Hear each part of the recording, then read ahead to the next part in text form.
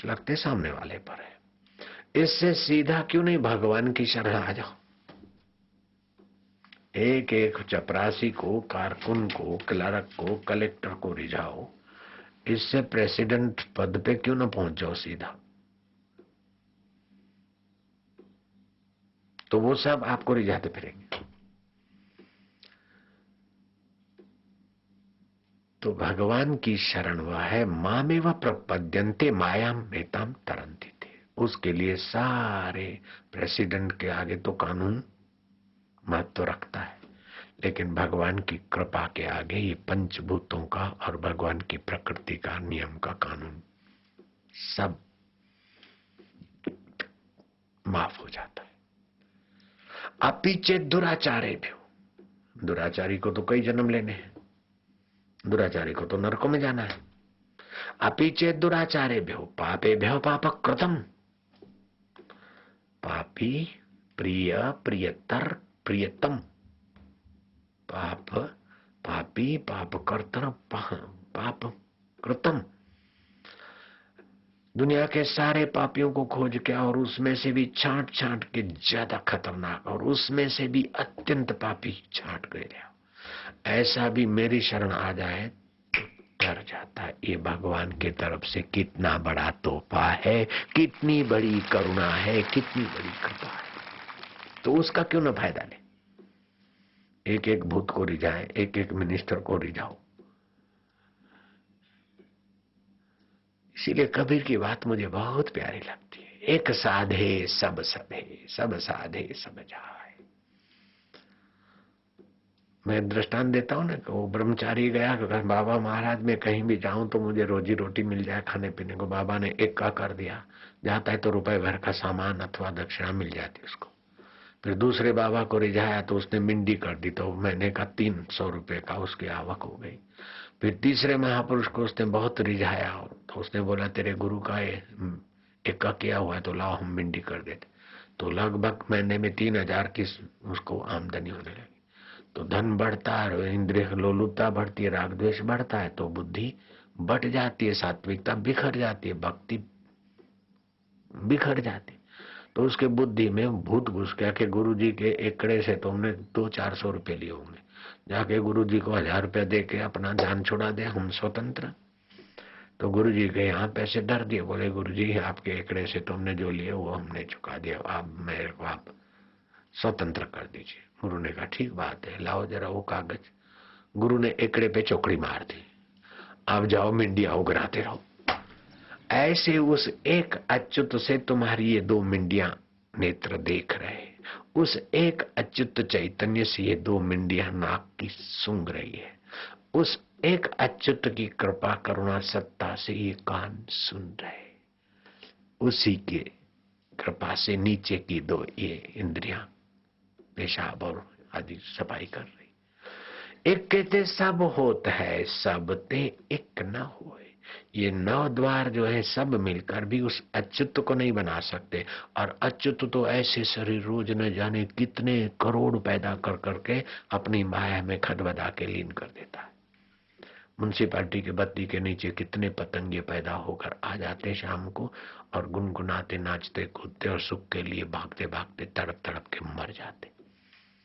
उनको उस समय तो सुख होता है, लेकिन सुख का परिणाम क्या हुआ? दुख। तो वास्तविक में सुख के लिए क्यों तड़पता है हमारा मन और बुद्धि? जहां सुख मिलता है वहां राग होता है, जहां दुख मिलता है वहां द्वेष होता है। द्वेष को या दुख को हटाना है और सुख को थामना है। ये कर करके हमारे कई जन्म पूरे हो गए और अभी भी काफी जन्म पूरा हो गया, दुख मिटा नहीं और सुख टिका नहीं। ये सच्चाई है आपकी, हमारी, सभी की, है ना।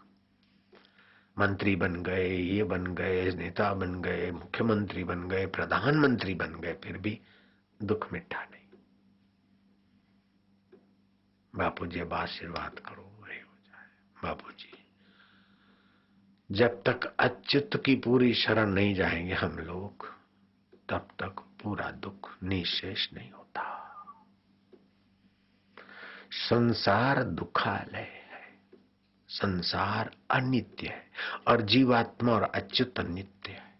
तो नित्य को अनित्य सुख कब तक सुखी कर सकेगा?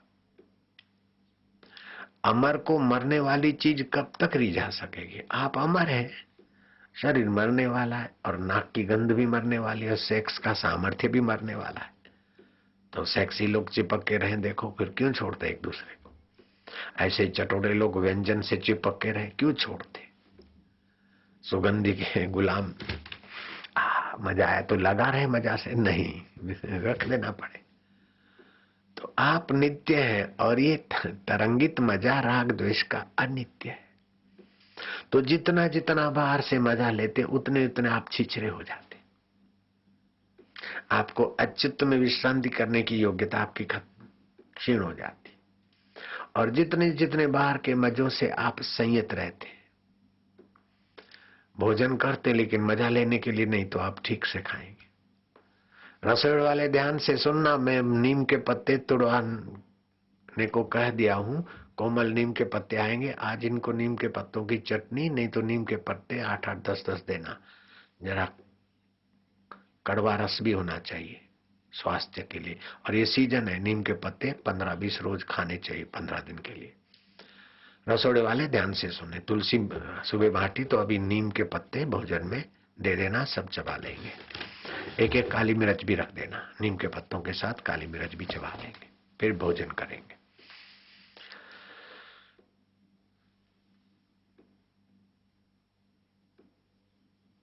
तो अब बात यहां आई कि हम निर्दुख कैसे हों?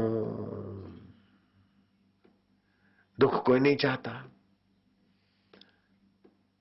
तो शास्त्र भी कहते जन्म दुखम, जरा दुखम, जाय दुखम, पुनः पुनः अंत काले महादुखम, तस्मात जागरे ही जागरे। जन्मते समय माँ को पीड़ा होती, उससे ज्यादा बच्चे को होती। माँ के छोटे अंग से इतना बड़ा शरीर निकलता, कितना कोमल शरीर को दबाव पड़ता होगा। कई बच्चे तो बेचारे रोने की क्षमता भी नहीं, सुन्न से हो जाते। कितनी पीड़ा। माँ के गर्भ में हम ऊंधे लटक रहे थे। माँ तीखा खाती या गुस्सा करती तो हमारी कोमल चमड़ी पर पीड़ा होती, और गर्भस्थ और जो जीव छोटे मोटे काटते तो हम सुन्न से हो जाते थे। कितना दुख। जैसे ईंट नेवे में निभाड़े में पकती है, ऐसे लिक्विड माँ का रज और पिता का वीर्य, उस लिक्विड को पकाते पकाते हड्डियों वाला शरीर और खोपड़ा बनाया प्रकृति ने। तो कितना निभाड़े में तो ईंट 4-6 दिन तक पकती है, हम हजूर 10-10 महीने, 9-9 महीने, 8-8 महीने पक के आए, और फिर ये मर जाएगा, इतनी पक्की बात है। तो इसका सदुपयोग कर लो, मेरी हाथ जोड़ के प्रार्थना है बस। सत्य वो अच्युत है, उसको पालो। आपके पास वो बुद्धि दी है अच्युत ने। पेट भरना, बच्चे पैदा करना, दुख आए तो भाग जाना, सुख आए तो चिपक जाना, इतना तो कुत्ता, घोड़ा, गधा, बिल्ला, पशु सब जानते। आप पढ़ लिख के भी इतना ही किया तो आपने अपने साथ धोखा किया भैया। वाहवाही हुई, सीट बनी रहे, हम मौज में है, लेकिन सीट चली गई, वाहवाही चली गई तो आप दुखी हो जाएंगे ना भैया। सब अनुकूल है, मजा है, लेकिन थोड़ी प्रतिकूलता होगी तो मजा चली जाएगी ना। हम तो चाहते हैं कि अनुकूलता और प्रतिकूलता ये आती जाती रहेगी, लेकिन आप ऐसी जगह पे पहुंचो कि आपके आगे खिलौने हो के चले जाए, आप उस खिलाड़ी के साथ अपना दिल मिलाकर जिए, बस। बहुत ऊंची बात है और बहुत सरल है, सहज है। सिद्धियां पानी है तो मेहनत करनी पड़ेगी, ये करके उसमें मेहनत है। छाया पुरुष को बनाना हुई, उसमें मेहनत है। अच्युत की शरण में मेहनत नहीं है, और उन सब से ऊंचे पद पे आप पहुंच जाएंगे।